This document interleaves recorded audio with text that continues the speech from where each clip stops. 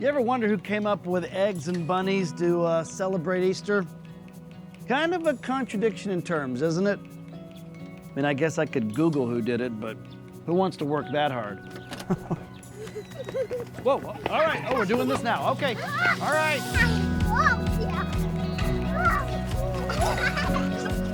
And to be honest, I don't really care who came up with it, because there is something just a little bit magical about popping open one of these eggs, am I right? I mean, anything can be in here.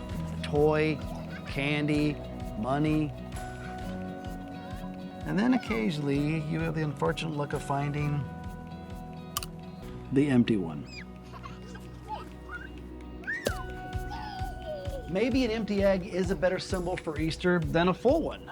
Oh, okay, take the very first Easter morning, all right? We have hindsight as our benefit, but Jesus' disciples, they were so confused of what was going on. They didn't even have a clue. Okay, so Mary Magdalene, she gets to the tomb first, and she goes inside, and what does she see? It's empty. She is completely distressed. So she runs to John and Peter, and they go to the tomb, and what do they see? Empty.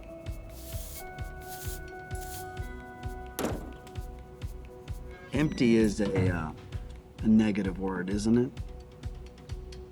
My stomach is empty. The gas tank is empty. The house, since the kids left, it's empty.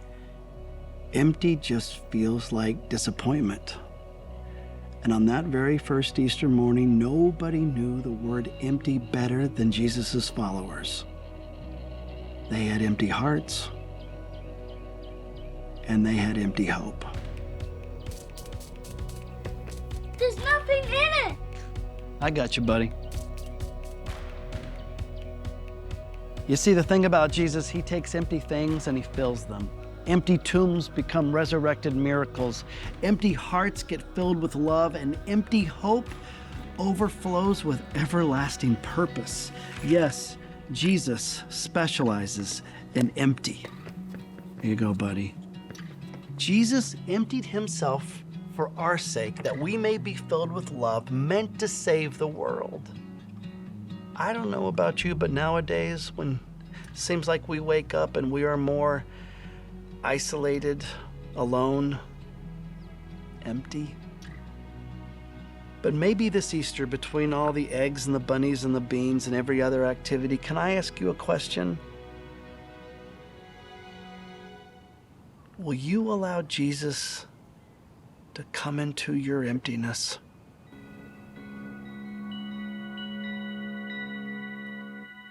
So we started this series on Easter last week, and make sure you guys are paying attention back there.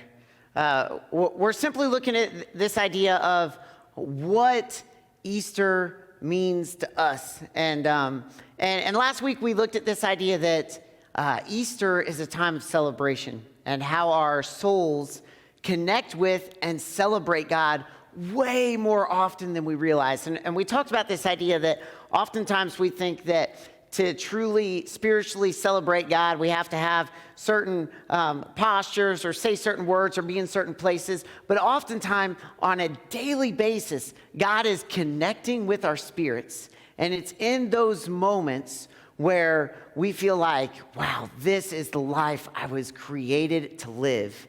It's in those moments, in those times, when our spirits are connecting with and celebrating God. Because just like the people celebrated Jesus as he came into the city because they knew he was going to change everything, our spirit knows that God created us and God wants to change everything for us.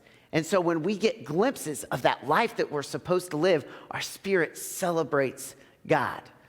But let's be honest, life is not lived in constant celebration. Darkness arises. Difficulties come around. And this side of heaven, our lives are not going to be continuous moments of celebrating because we are living in a fallen world. We are living in a place that has been corrupted by sin. And so there's this interesting dichotomy that goes on where we feel these glimpses of well, this is life. This is the life I was supposed to live. And then we feel these moments of, where am I at? Is this all that life really has for me? And so tonight, the big question is simply this: how do we handle those moments where we think, is this what my life is?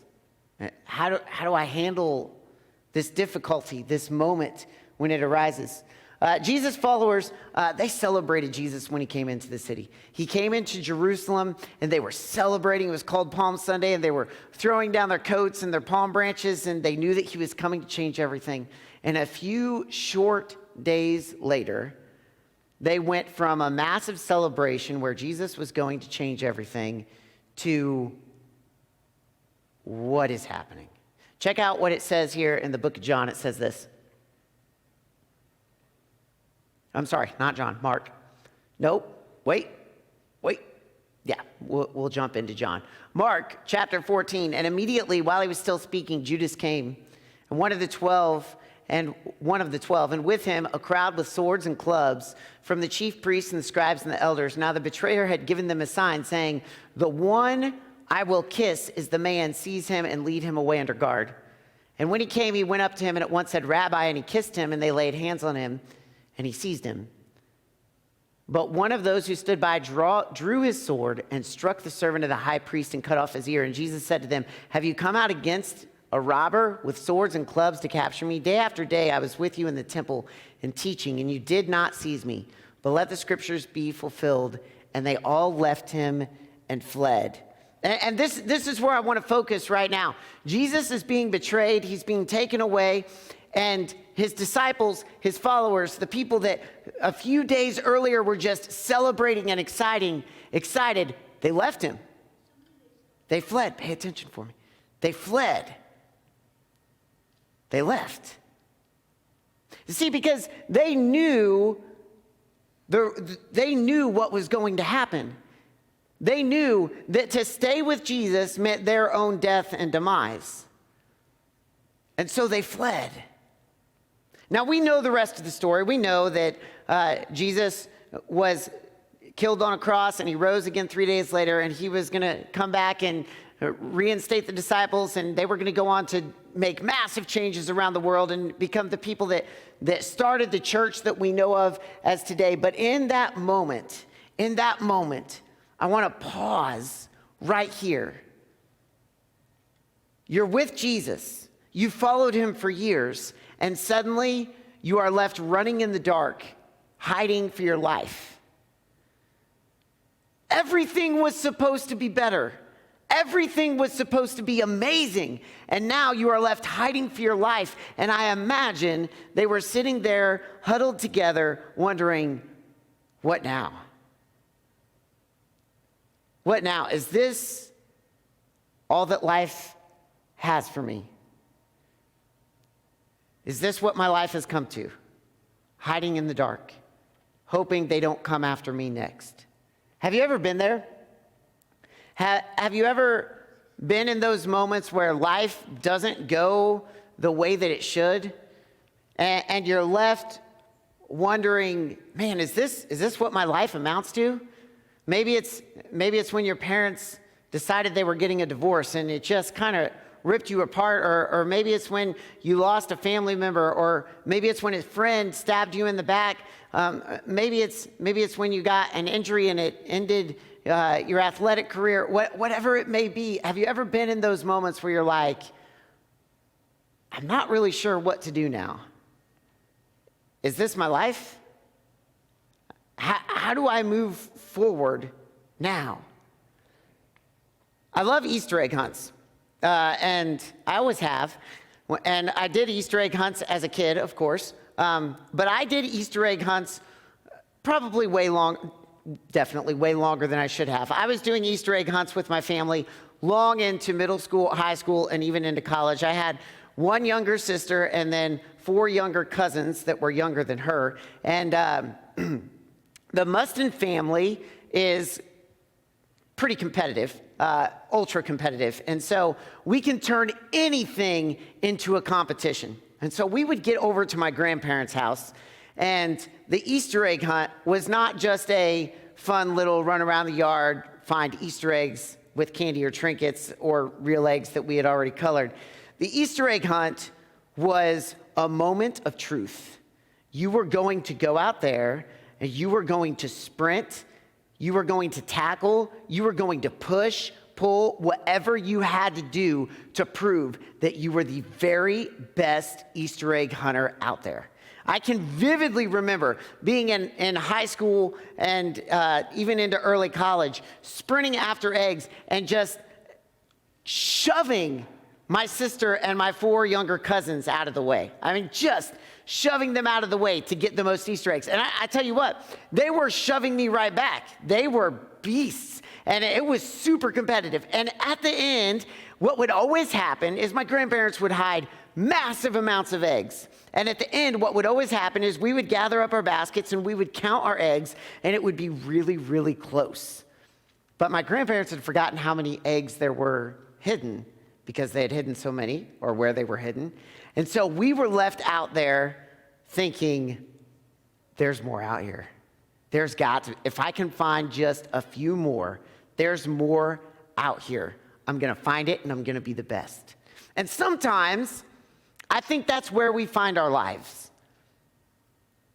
Sometimes I think we find our lives in those moments where we think, I'm supposed to be here. I'm supposed to be the best. I'm supposed to be this far along in my life. I'm supposed to be this far along in my friendships. I'm supposed to be this far along in my schooling, but I'm stuck here.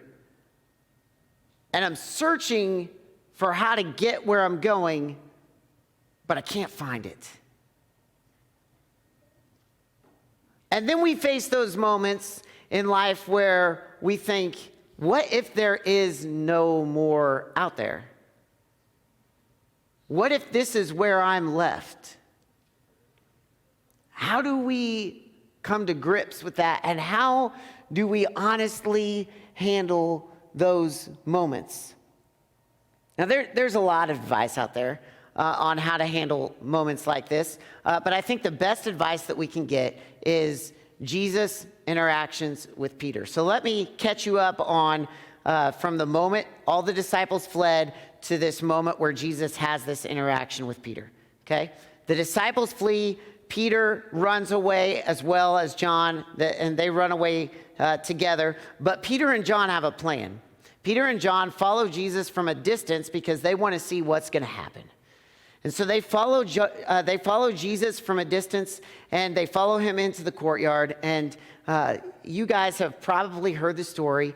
Peter denies Jesus 3 times.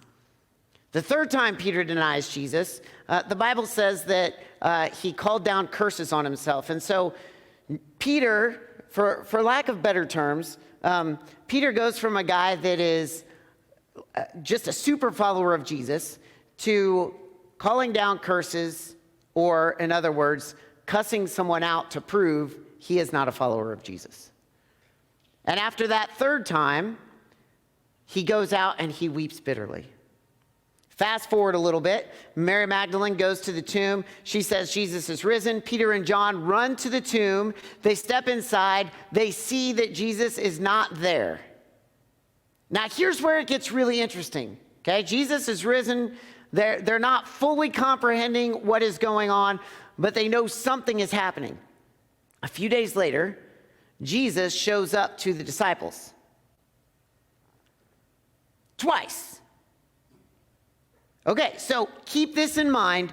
Before this interaction, Jesus shows up to Peter twice. Peter has seen Jesus alive twice. Now, we would think the natural reaction to that would be Peter saying, he's alive. He's alive. I'm going and I'm telling the world, we're going to change everything. Jesus is back. We're going to get back on it, and we are going to go and change everything. You know what Peter does? He says, I'm going to go back to being a fisherman. I'm going to go back to what I did before I ever met Jesus. Here's what I think was going on in the life of Peter at this moment, and maybe you've been there. I think Peter was stuck in one of these moments where he said, is this really what my life has come to? Is this really all that I have? I imagine that he has replayed the conversation with the three people in that courtyard over and over and over and over in his head. And he is racked with guilt and shame. And he doesn't know how to come out of it, and he doesn't know how to move forward, and he doesn't know how to step into a place where he can be something other than the person that denied Jesus. Maybe you've been there. Maybe you've felt the shame of a decision that you've made. Maybe you're the one that's left saying, I'm just the person that has to decide whether I'm going to be with mom or dad. Maybe you're the person that's stuck in that spot that says, I will never have any friends. Maybe you're the person that's stuck in that spot where you think, I just don't even know where my life is headed. And we're left asking ourselves, how do we handle those moments? What do we do? How do we even begin to take steps forward? And then Jesus shows up in the life of Peter again, and this is where we're going to jump into John. Jesus shows up in the life of Peter again, and he says this.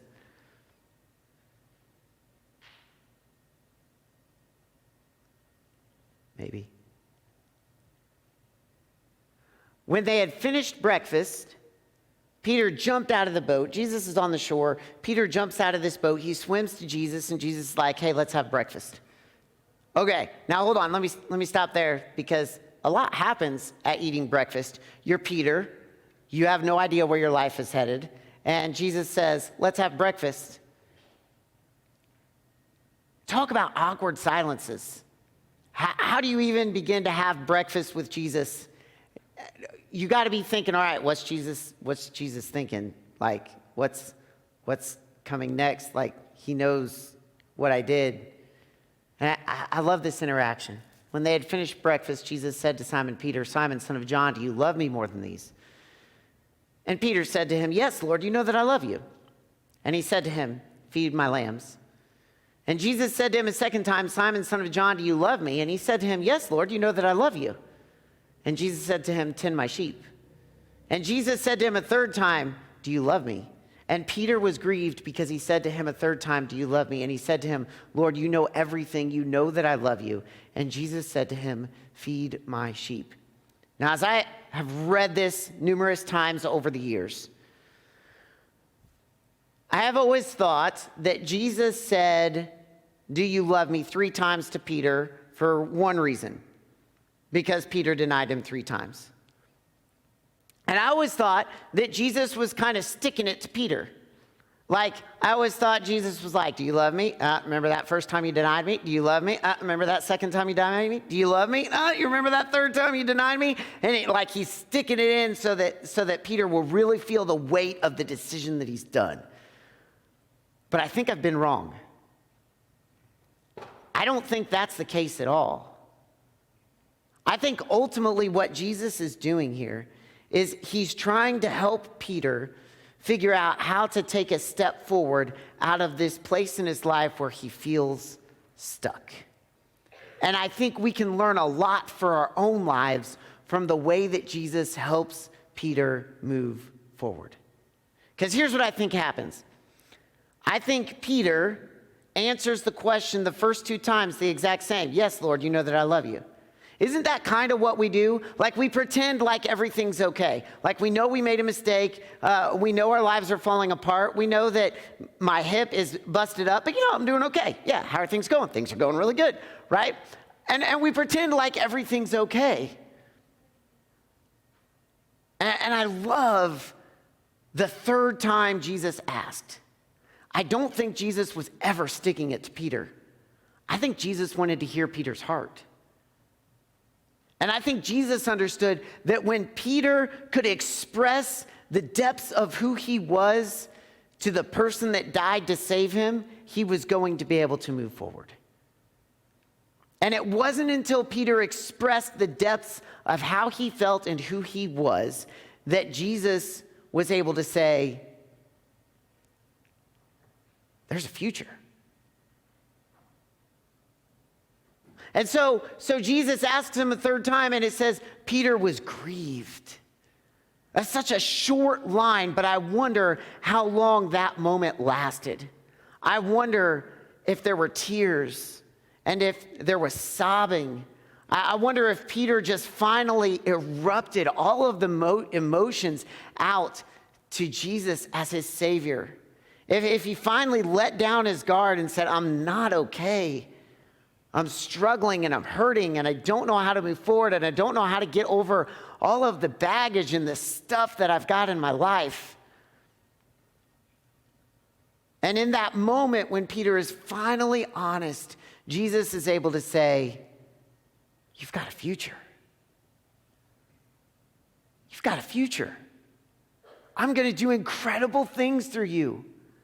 It's going to be absolutely amazing. Don't give up. How do we handle these moments where we feel stuck? You know what I think the best thing that we can possibly do? I think that we can take a lesson from Jesus and we can be honest with our emotions. We can be honest with our feelings. We can tell God how we're feeling. Because here's the truth. God is big enough to handle anything that we throw at him. He just wants to hear our hearts. You see, Jesus doesn't want us to hide our hurt. Jesus wants to hear our heart. Jesus doesn't want us to hide our hurt. He wants to hear our heart. Because it's in those moments where he hears our heart that he wraps us up in his arms and he says, your feelings are valid, your feelings are real, and you've got a future. Let's do this together. This week, for a lot of reasons, man, I have been, if I'm totally honest and vulnerable with you guys, I have been really overwhelmed. Between various doctor's appointments and Brinkley breaking his arm and something going on with my hip and just lots of other stuff, just overwhelmed. And this week, I sat down on the couch next to Kirsten. I just cried. Just cried. And I finally let down my guard with someone that I could trust. It's very important that you do this with people you can trust. And just let it all out. The emotion and the fear and the worries. And it was in that moment that I felt God and I felt Kirsten be able to say to me, we got this. Times are hard. Things are tough. We don't know what life is going to throw at us next. We don't know where we're headed, but we know that we've got this. And you see, guys, I could pretend all day long that life is great. But the truth is, there are going to be moments in my life where I am living out this celebration and my soul is connecting with Jesus and I am living the life I was always meant to live. And there are going to be times where I am hurting and I'm in pain and I'm stressed and I'm worried and I'm overwhelmed and I don't know what's coming next. But the beautiful thing is that in the times of celebration, my spirit is connecting with God and God is lifting me up.